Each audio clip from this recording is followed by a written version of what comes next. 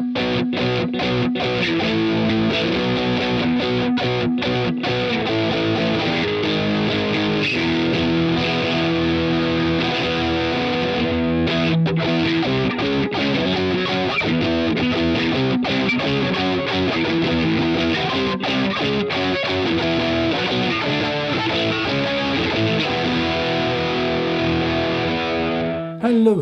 Today we're doing a review of this. This is the Fender Gold Foil Jazzmaster. Again, probably the most notable feature is it has a triple mini humbucker gold foil pickups, and the general configuration of this isn't particularly Jazzmastery-ish. Only the body shape is particularly Jazzmaster, because Jazzmaster usually has the wide range pickups, those very thin single coils, whereas these are humbuckers. Usually only have two pickups, missing the rhythm circuit or dark circuit, whatever way you call it, and instead you've got a kind of a Jaguar-y kind of three pickup configuration. And most weirdly is they've done away with the Jazzmaster / Jaguar tremolo section and replaced it with a Bigsby.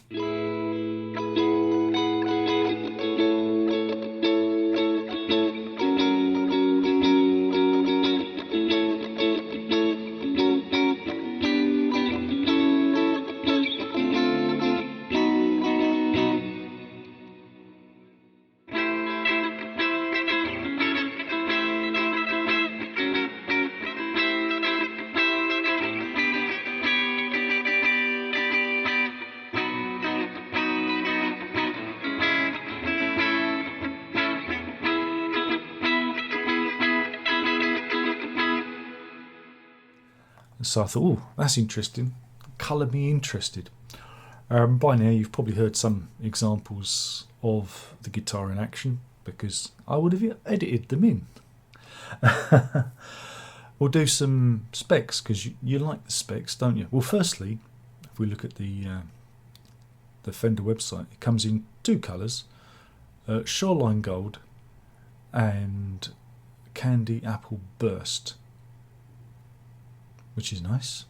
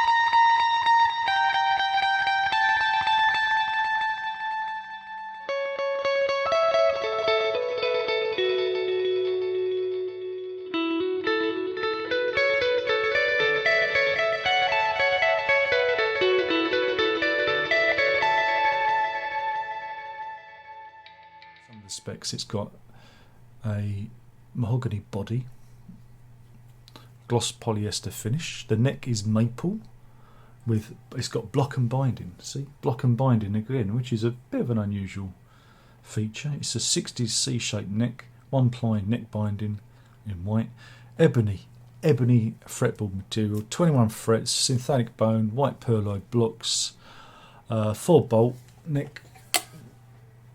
There you go. I've got the matching headstock. It's 25.5 inch scale length with a 9.5 inch fingerboard radius, narrow tall frets, and what else have we got? Yeah, then we've got the electronics, which is 3 gold foil mini humbuckers, master tone and volume. You can see there. One input, obviously, on the front. Jazzmaster bridge with Mustang saddles. That's interesting, because the Mustang saddles are a little bit more stable than some of the Jazzmaster / Jaguar saddles out there. They can be a bit slippy, so it's good that it's got that vintage White Star witch hat control knobby. We've got 4-ply tortoiseshell pick guard and a Bigsby licensed B50 tremolo. This is strung with Fender 10s. Yeah, Fender 10s. And it comes with a deluxe gig bag.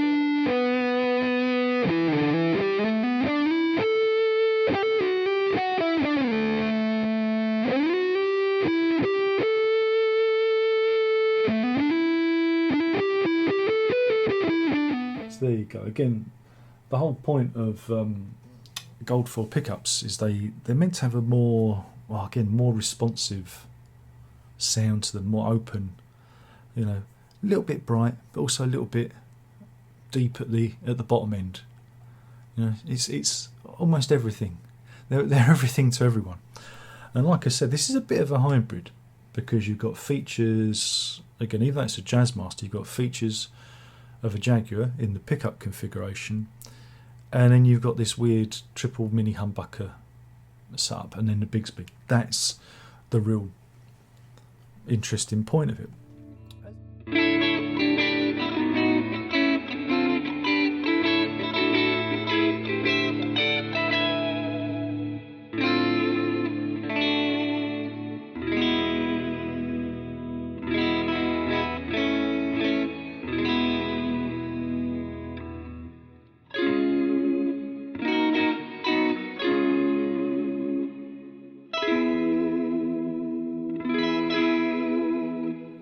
As a guitar, yeah, I think the pickups are they're different. That's it, they're just different.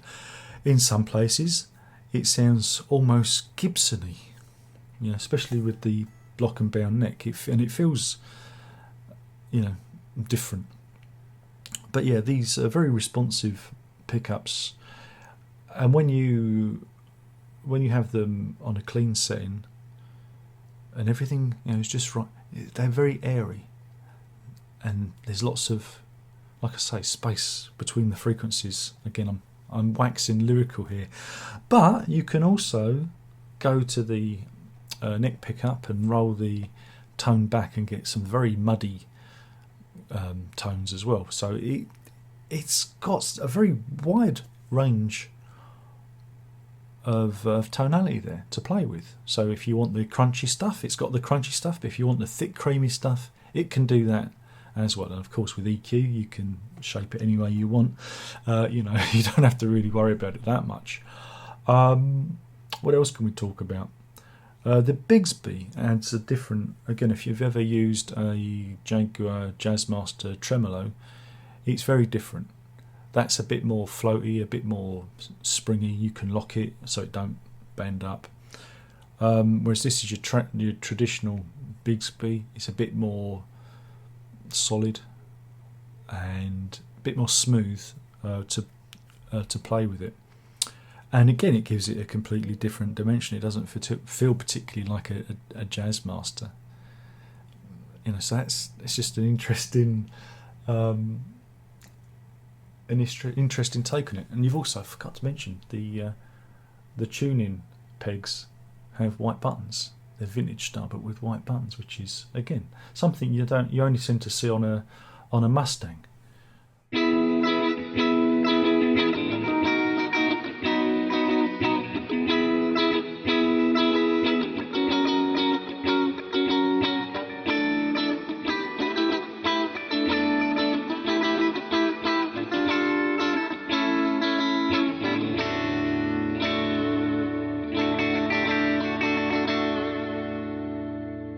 So it's got a bit of everything. It's a real hybrid. So when I saw this, I was intrigued again, because Fender, God damn it! I always say no more guitars, and then Mr. Fender dealer man goes, Darren, and calls me down the dark alley and opens his coat and shows me this, and I go, oh no, not another one, and I just had to try it. This is probably the most expensive guitar I've ever bought, and it is a Mexican. It's made in Mexico. This one, it's not an American-made guitar, and I think this is the most expensive made in Mexico guitar I've ever bought, because normally, it's usually around the £600-700 mark. This is double that, so it's painful. It's painful. I'm taking a risk, and I don't know if I'll keep it. But it's supposed to be a limited edition, so you never know. It might be worth something in years to come.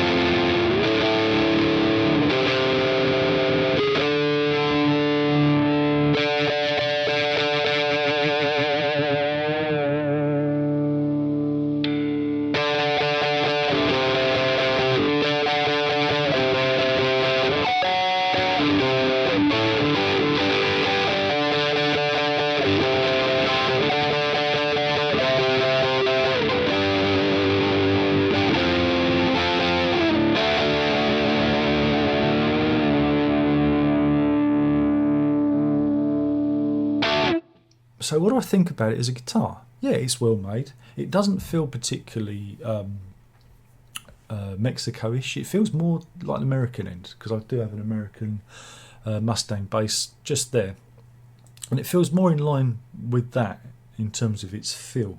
It doesn't feel, I know it sounds odd, it doesn't feel particularly, because some of the Mexican ones, it can feel a little bit lower. It's got a mahogany body, so it's got some heft to it. It's fairly heavy. The neck, again, it's got this, what does it say? It's a 60s C neck. It's just a little bit thicker than I'm used to. It just feels a little bit more difficult to play, and it's got 10s on it, and not the brand I'm used to, because I usually play only balls. So I feel like I'm fighting the guitar. Sometimes it's good. Sometimes it's good to fight a guitar. You don't want it too easy. Sometimes it's good to have a guitar in the collection that you struggle with, that you look at with a little bit of suspicion. Because it's these guitars that take you in places you don't necessarily want to go, or don't know that you need to go there, if you know what I mean.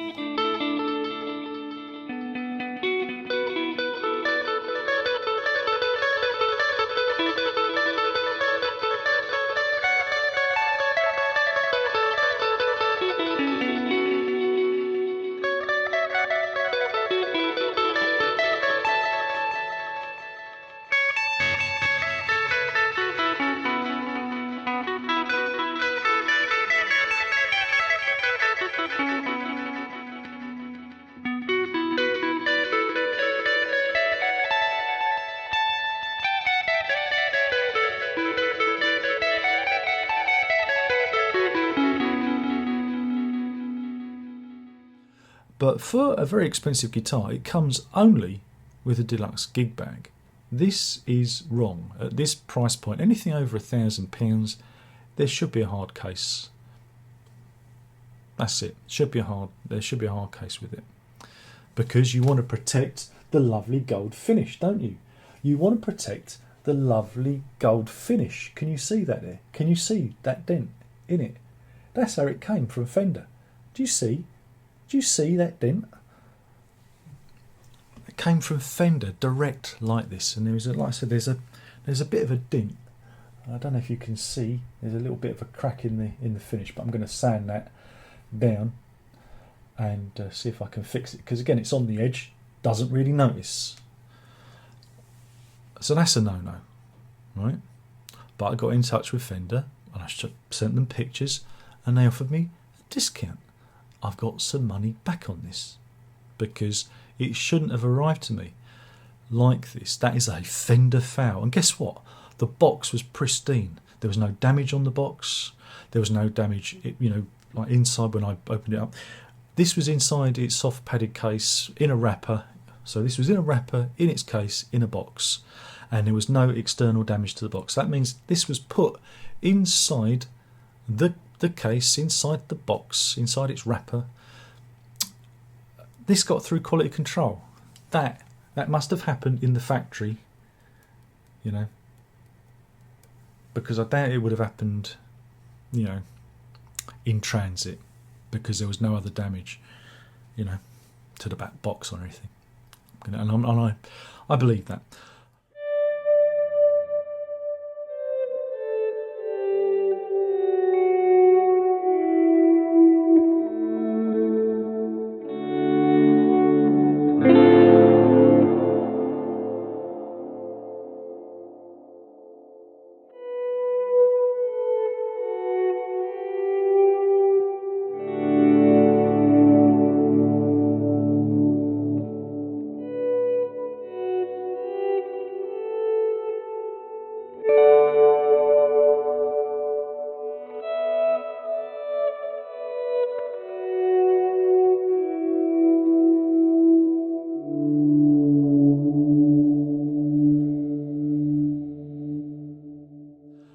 Also, when it came, the Bigsby arm, I said to the missus, Missus, this feels a bit...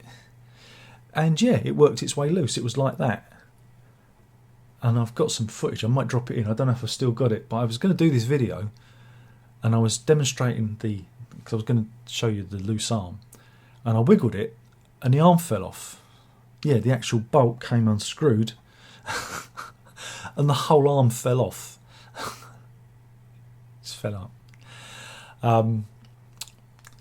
So luckily I'm technically proficient enough with guitars that I can, you know, fix this. So I fixed it. But for those of you who aren't, and it might be your first Bigsby and you spent a lot of money, you're going to go, this isn't on. You know, again, it could have worked its way loose in transit, but that should have been seen to too. So there's two issues with this guitar.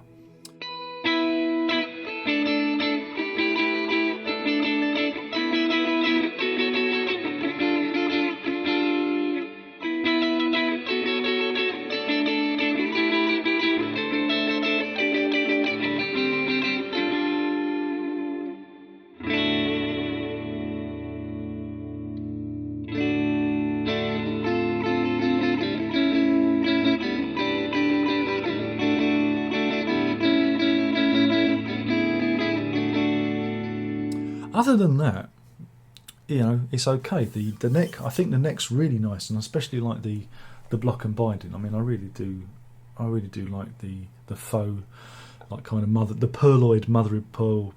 You know, was it mother of toilet seat they call it, isn't it? I really like that. I think that's cool, and the ebony is really nice. It's so much better than Pau Ferro, so much better. But then you're paying a premium. Again, the finish overall, other than the massive great dent in it, is primo. You can see it's lovely.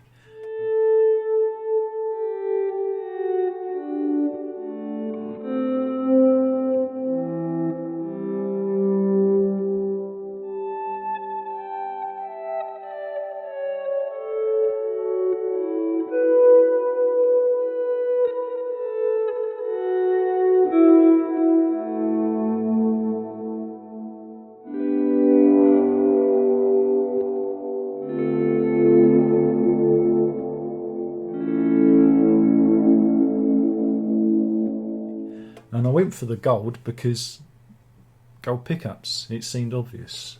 It seemed obvious at the time. What else is there? What else can we talk about? Would I recommend it? At this price point? No, it's too expensive. It's a nice guitar, but I don't know. Maybe for £1,000. I think it's 400 quid too expensive. Especially as they don't include a hard case.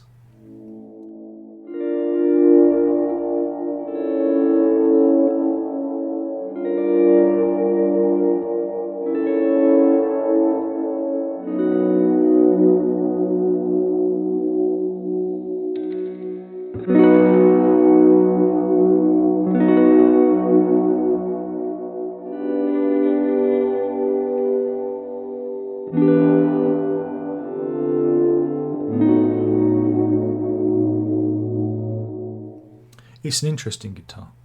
It's unlike any other guitar in the Fender range. If you want something different, if you want something that is, I don't know, because it's got a bit of weight to it. It's got a bit of weight to it. It's, again, it's just completely different to a Jazzmaster. And I've played a Jazzmaster. I've played the Vintera one, and of course I've got a Jaguar, which again they're two different things. But it feels completely different. It's only the body shape that would make you feel like it's a well, as you can see, like it's a Jaguar. So yeah, I think it's just a little bit overpriced. But then maybe I'm biased because of the dint in it and the wobbly arm. I don't know. I might be a bit biased. But if you're looking for something weird and wonderful, and the price goes down, I recommend it. I think it's one of those cool guitars, right? And I really like triple pickup things. You might have seen my review of. He says reaching effortlessly over to this. I wanted a kind of a sister to this. They're kind of like related to each other, aren't they? Why have two pickups when you can have three? And they're all humbuckers. But again, these mini humbuckers are completely different to the humbuckers in that, obviously. And whereas that's really kind of sludgy and muddy and it hasn't got a lot of elbow room in terms of tonality, this one is a bit more flexible, and I like that. I like guitars that can do like many different tones. You know, I call it like a Swiss Army knife. You know, you can use it for many different things, so it's good for that.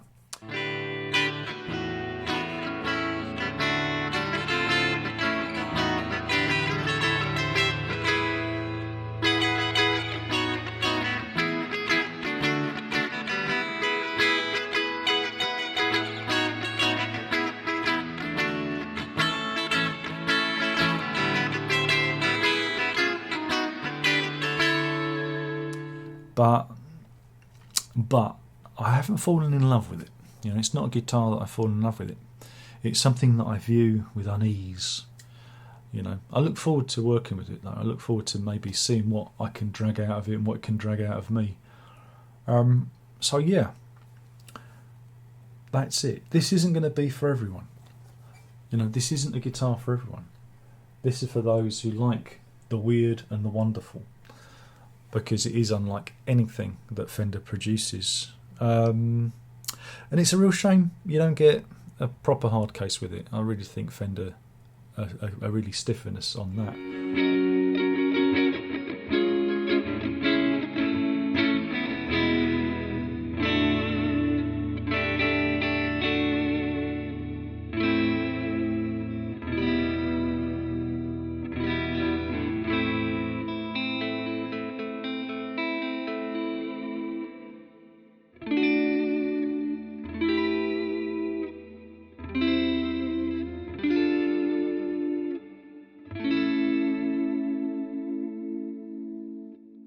But you never know, they might come down in price, but again, they say that they're limited edition. So you've got this kind of weird, this weird problem is if you do wait, you might not get them, because when Fender sometimes do limited editions, they just disappear. And I've got a couple of examples in the collection. The Shawn Mendes Music Master and the reissue of the Fender 12, which came and went really quickly and are now sought after, so sometimes when Fender do limited editions, you kind of have to get with it.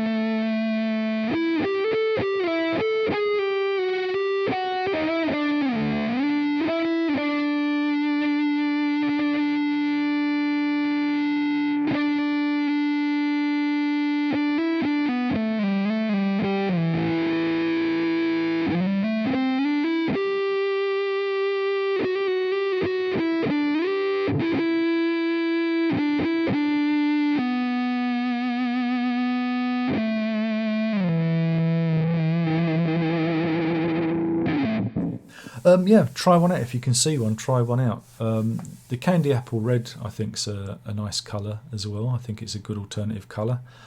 But yeah, there's also in this range. There's also a is there a Telecaster and a bass in the gold foil race. You've got a gold foil Telecaster and a gold foil jazz bass. I quite like looking at jazz bass. So yeah, you've got those in the gold foil collection too. So yeah, it's an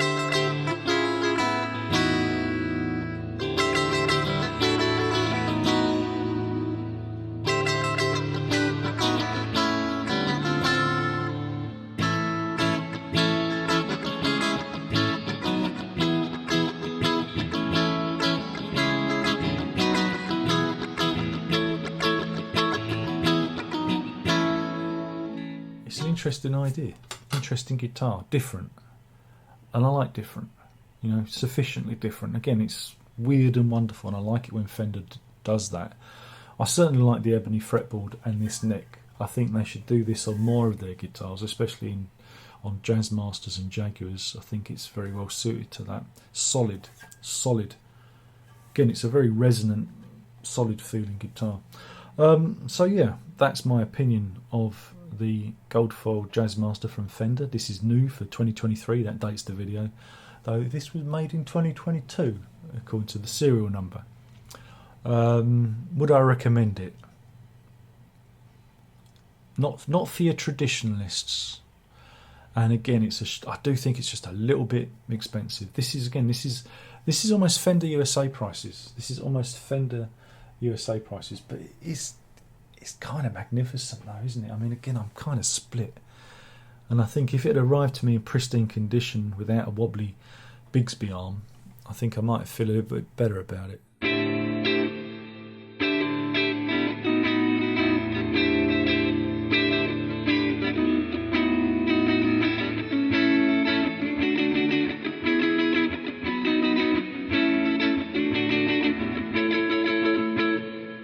But other than that, you know, the pickups, you know, the three pickups, you know, kind of excite me and interest me. You know, so it's 6 of one, half a dozen of the other. 6 of one, half a dozen of the other. It's I like it, but just got to get used to it. I only had it, a few days, so you know, but. Whether it's a keeper, I don't know. I'm going to have to sit down and do some recording with it, because I don't know. Sometimes I think it might not make the grade, but it has got 3 pickups and they look kind of funky, and it's unlike any other Jazzmaster out there. It's weird and wonderful.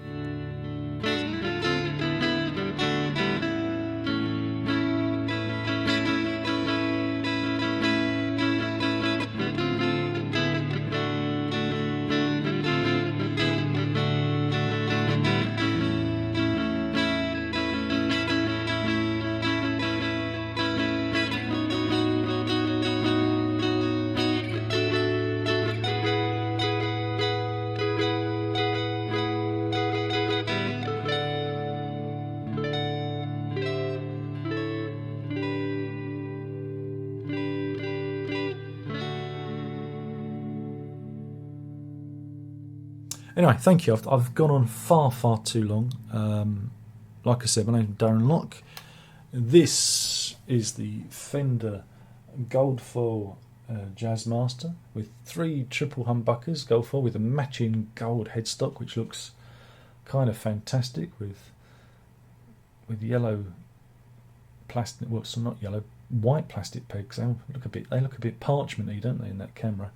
And yeah. It's a weighty guitar, it really is. Mahogany body, a nice. Again, it's not glossy. It's kind of a matte